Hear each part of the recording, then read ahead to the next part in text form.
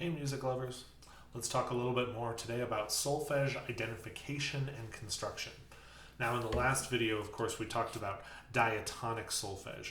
And diatonic solfege refers to just our basic major scale notes. Do, re, mi, fa, sol, la, ti, do. So no alterations, no sharps, no flats, no accidentals, just the basic notes that are contained within the key signature and within the major scale. In order to have a full grasp of solfege, we not only need to be able to function with diatonic notes, but we have to also be able to do chromatic notes. Now we know our chromatic scale is the scale that involves all of the solfege syllables. So that one includes my sharp notes and my flat notes, but it's got all of the what we call chromatically altered pitches.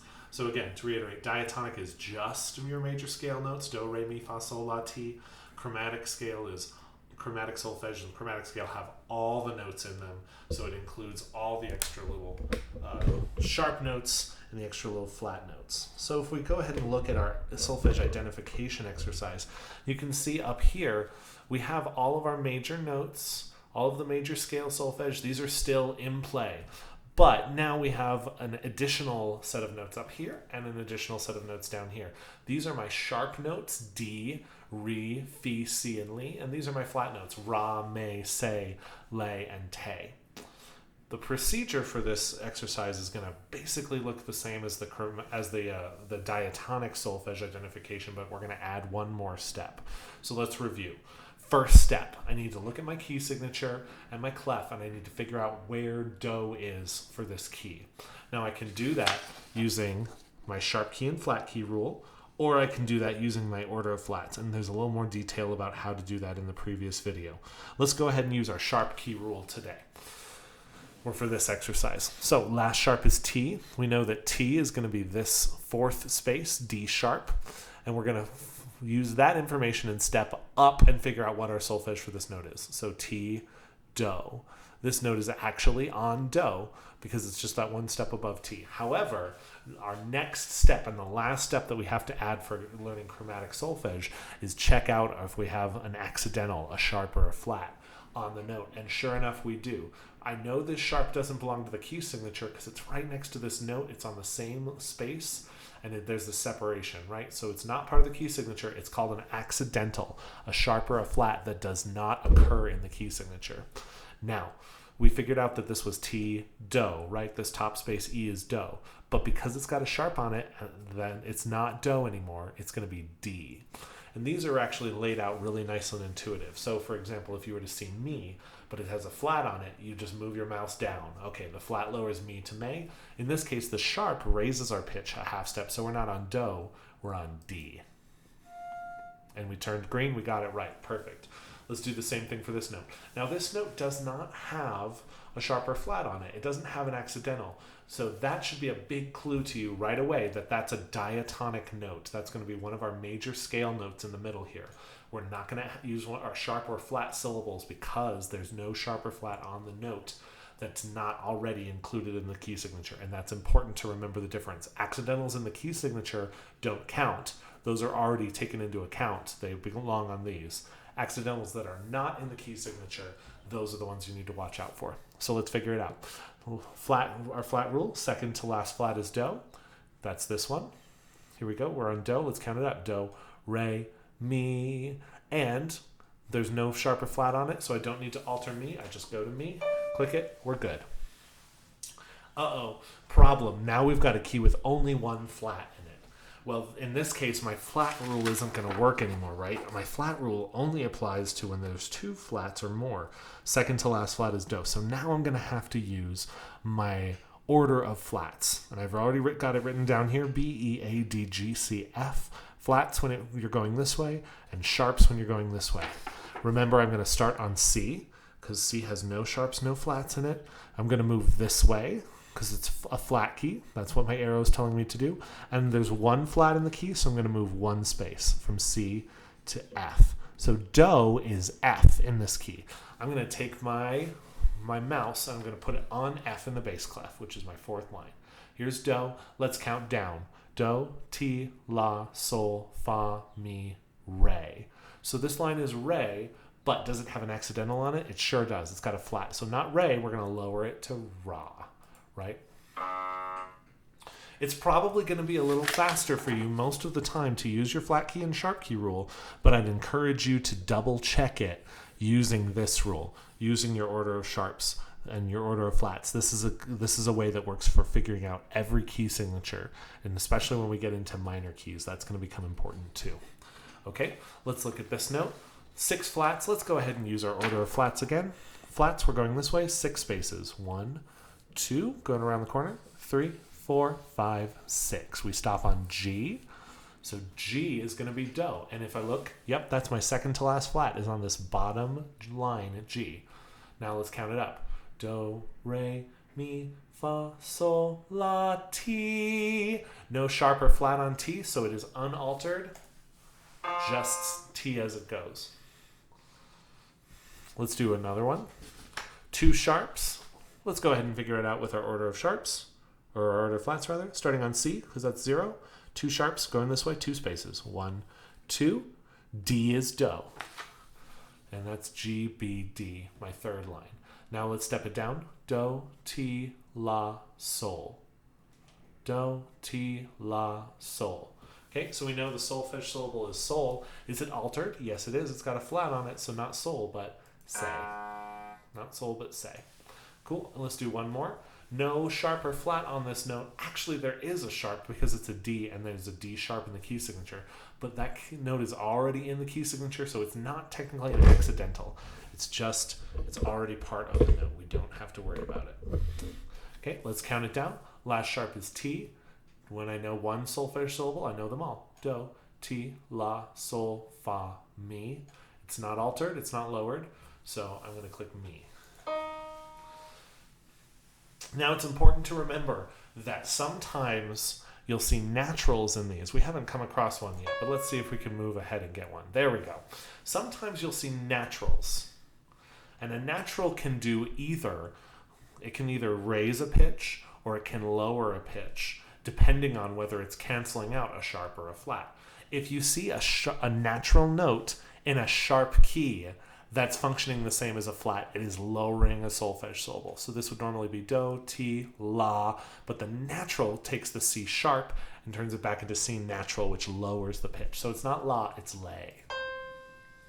And of course the opposite is true. Whoops.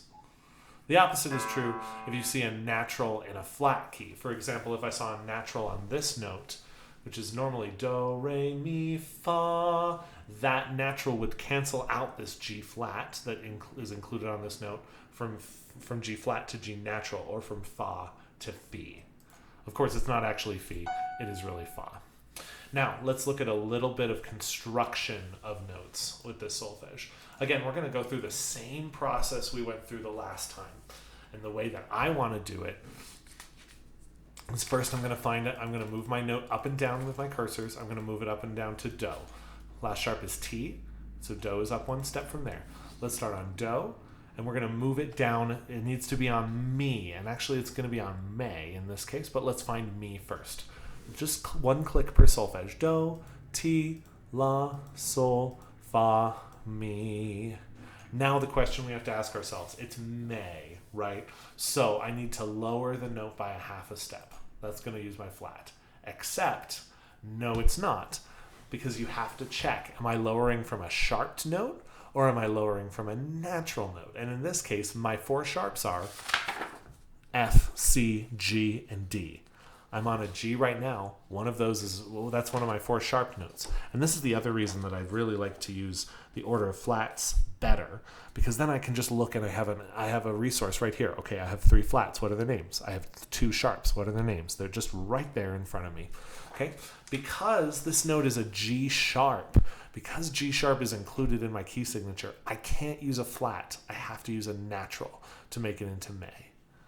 Of course, if I put a sharp on it, that's not me either. That's me. It has to be the natural for it to show up as me. We got it right eventually. All right, now we're looking for ra. So let's figure out our key signature. 1 flat in the key signature. Then we're going this way, 1 space, C to F. So I'm going to start on F for do. and then I have to find re. Okay, let's move up one space, do, re, and now it has to be ra. Right now I've got the natural on it. I can also do none. I can also click on that and just take the natural off. And usually you're going to want it to be that. If it's not an altered pitch, just take the accidental off. Let the key signature do the work for you. In this case, I do have an altered pitch. Ra is a lowered note, so I'm going to throw a flat on there. And I'm using a flat because this note is already natural in the key signature, right? If it were a sharp note, I would use a natural. But it's a natural note, I'm going to use a flat, just lowering it a half step. There we go. Now this one's asking for normal re, but I've already got a flat on my key. Let's figure the accidental out first. First, let's find where do is. T, do. Third space is do. And then I'm going to go up to re. Now let's put a sharp on it this time because, well, it's F sharp. F sharp is the note for re. Technically, still counts it correct. Even though that sharp is redundant, it would be the same as me leaving this F sharp on here, even though it's already in the key. So you can answer, this one's T, and T is this note. So you can answer and leave the sharp on there. You can also take it off. It's already included in the key signature. Both of those answers are correct. So it's okay for you to put a redundant accidental on here. I'd prefer that you didn't. Okay, let's find where do is. Last sharp is T. On that line, or that space, T, do. Don't have to alter it at all. This note is mi. Let's find do. Last sharp is T, do. And then it's going to be faster for us to go up to mi. Do, re, mi. So a lot of the same work that you were doing in the last assignment, right? Second to last flat is do. We're going to fa. Do, re, mi, fa. Don't have to alter it. None is just going to be my default position for most of these, right? Let's find phi for this pitch, okay? Starting with where do is. Here's last sharp is T. T. And we can just count down from T. We don't have to start on do. Here we go. T, la, sol, fa. Now it's fa, but we're raising it up to phi. There's not a sharp on this note. There's not a sharp on the B, so I'm going to add one.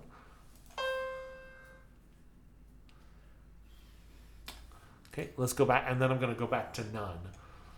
Let's find T. Second to last flat is do, down to T. So a lot of these you'll notice are going to be just your basic solfege syllables. It's randomly picking from amongst all 12 of the options. So now we've just added one more step to the process to review.